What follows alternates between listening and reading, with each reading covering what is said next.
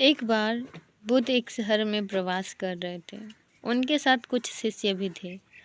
एक दिन उनके शिष्य शहर में घूमने के लिए निकले। वे शहर में घूम ही रहे थे कि तभी शहर के कुछ लोगों ने उन्हें अपशब्द कहे।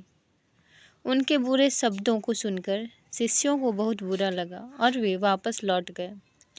बुद्ध ने देखा कि शहर से लौटकर आए उनके सभी शिष्य बहुत क्रोध में दिखाई दे रहे हैं। उन्होंने शिष्यों से पूछा कि क्या बात है। तभी एक शिष्य क्रोध में बोला, हमें यहाँ से तुरंत चलना चाहिए।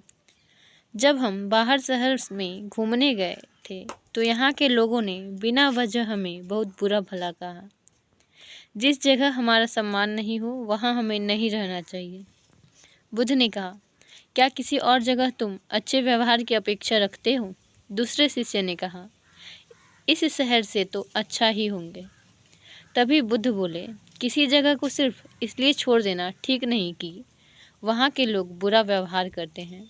हमें तो कुछ ऐसा करना चाहिए कि जिस स्थान पर भी जाएं, उस स्थान को तब तक नहीं छोड़ें जब तक अपनी अच्छाइयों से वहाँ के लोगों को सुधार ना दें।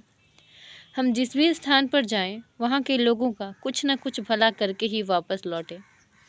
बुद्ध ने कहा, जिस प्रकार युद्ध में बढ़ता हुआ हाथी चारों तरफ के तीर सहते हुए भी आगे बढ़ता जाता है, ठीक उसी तरह श्रेष्ठ व्यक्ति भी दूसरे के अपशब्दों को सहते हुए अच्छे कार्य करता है।